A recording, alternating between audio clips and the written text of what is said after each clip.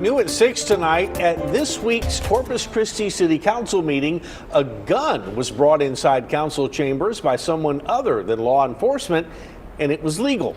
Yeah, this happened after the city removed its no guns allowed signs following a ruling from the Texas Attorney General. Now, licensed gun owners can carry their weapons into council meetings, and one man put that ruling to the test. Matthew Rankin, Corpus Christi, also known as HBOMatt. I'd like to thank the city. As you can tell today, I'm open carrying for the first time in one of these meetings. I told you a couple years ago it'd be coming, told you a couple months ago it already had happened. Corpus had the honor of getting the very first enforcement letter from Ken Paxton telling you to comply with the law or else. And you did, so good job. City Council, you guys can carry now too. So if you got a carry license, I recommend you carry to the meetings. Let me know if anybody tells you you can't. The only people who can't carry in this room now are the city employees. So I don't know, maybe take that up with your employers. The city policy, employees aren't allowed to carry in this building. You're the only ones who can't now. As far as the police department, I found out why my complaint against the unlawful banning of weapons from the police department headquarters didn't go through.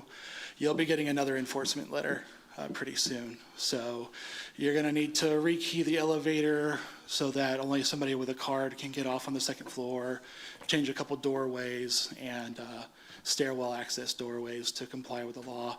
Don't know how much that's gonna cost, but you'll be getting another letter from the AG to come into compliance probably in the next week or two. That's in the works right now. Going back to decorum rules, thanks for following the law and everybody gets 3 minutes, mostly. We still got a problem with the rest of the decorum rules though, because you're still enforcing naughty language rules. So we're gonna have to work on that. Yeah, as I've said, state law says that anybody can say anything critical here unless the words coming out of their mouth are a criminal offense by itself. So once again, fuck the decorum rules. Any response this time? Yes. Oh, yes, there's a response? Yes, sir. We don't allow that, so you are breaking decorum. Okay, I don't care. yes. Your decorum rules violate the Yes, so, federal constitution and state law. okay. I'd recommend you cut my mic off. Sir, Yeah. you're breaking decorum. Okay. Thank you. Oh, Thank you, sir. I have to leave? Your time is up, sir.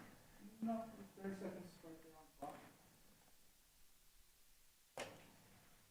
Thank you, sir. All right. Thank you, sir.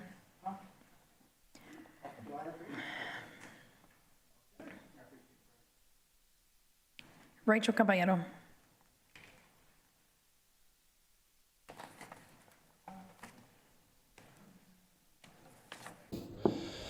Going back to decorum rules, thanks for following the law and everybody gets 3 minutes, mostly.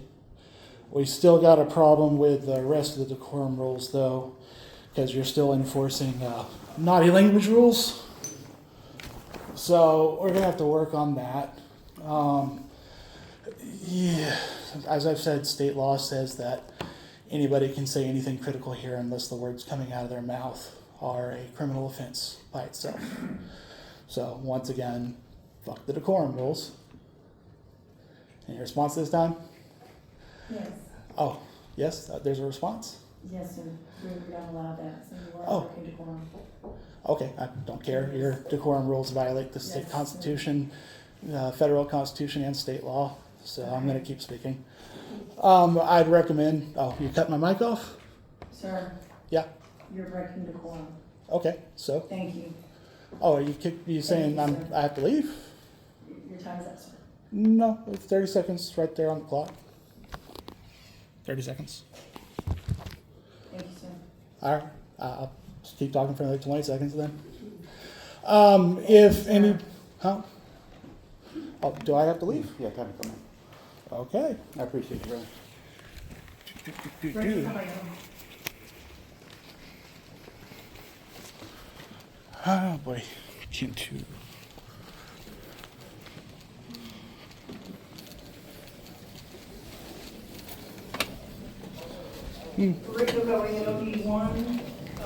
An open carry advocate showed up with a .45 caliber handgun on his hip.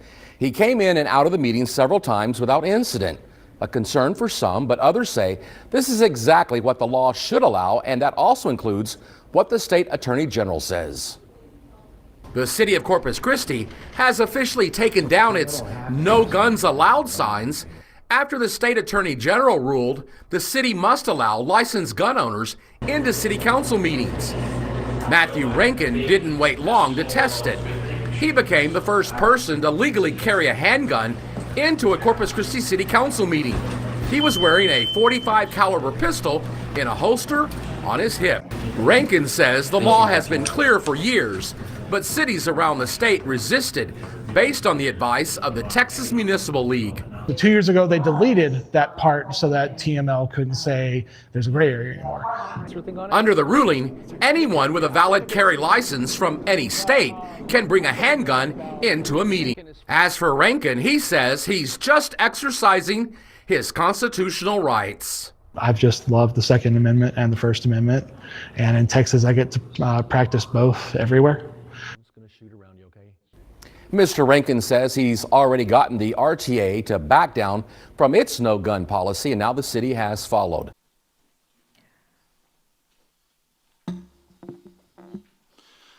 Matthew Rankin, Corpus Christi.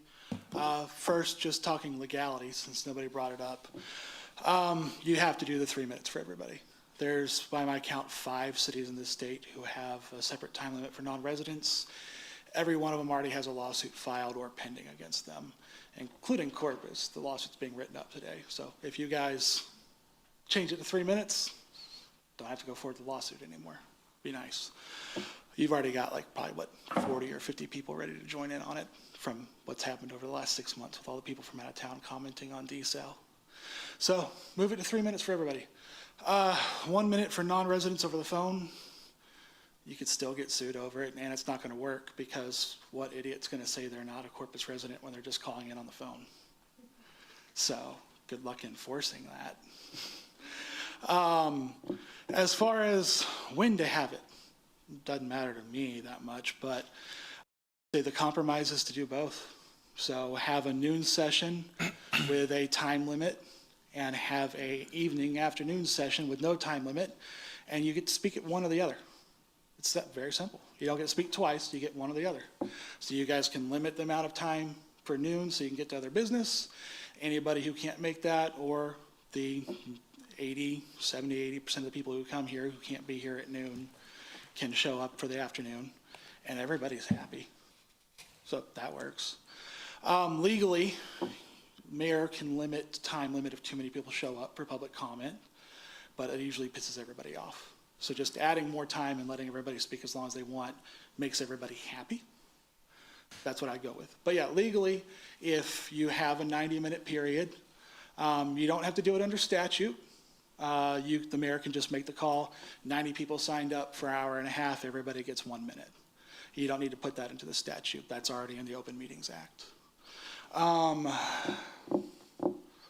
As far as city-related business, you guys, you're probably gonna get a little pushback on that. If Alien Guy wants to come back up here, he could say he's Jean-Luc Picard, come from the future to help Zephyrin Cochran make contact with the Vulcans on his comet.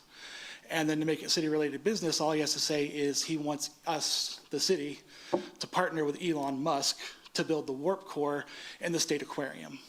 And now it's city business. So just keep that in mind when you're wondering if somebody should be speaking or not. See you later. Thank you, sir. Mayor, I have a question for Miles. Go ahead. Miles, simple yes or no. Legally, do we have to do 3 minutes legally? Yes or no? No. Okay, and then what about time frame? 90 minutes, an hour and a half of time frame for speakers. Is that legal? You can do a 90-minute time frame that you divide up between the available number of speakers. You can do that if you wish. That's legal. That's legal. Yes? Yes. Thank you.